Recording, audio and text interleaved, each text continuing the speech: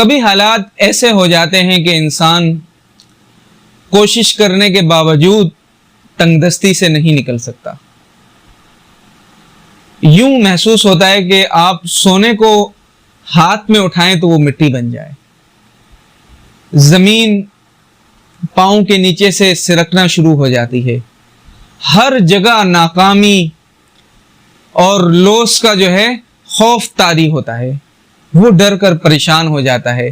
تو بزرگوں نے اس کا ایک عمل بتایا ہے، اگر انسان وہ کرے تو کبھی بھی ایسے حالات نہیں آئیں گے.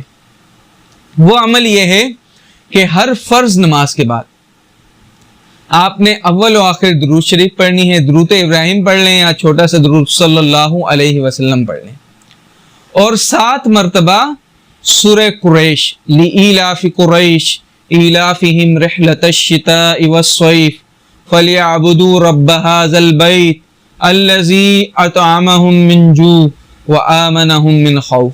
یہ چھوٹی سی سورت یاد کر لے اور 7 مرتبہ اسے دہرائے پڑھے تو انشاءاللہ تعالی اس آیت کی برکت سے، اس عمل کی برکت سے اس کی تنگ دستی کے سارے دروازے بند ہو جائیں گے.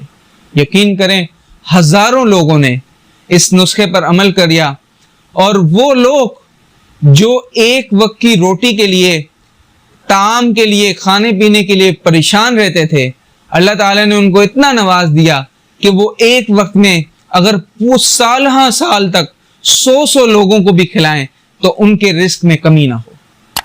تو ضروری ہے کہ آپ بھی جو ہے اس عمل کو جو ہے اپنے معمول کا حصہ بنا دیں، پھر اللہ تعالیٰ کی برکات دیکھیں، اللہ تعالیٰ کی کامیابیوں کو دیکھیں، نعمتوں کو دیکھیں، آسائش کو دیکھیں، آپ خود حیران ہو جائیں گے.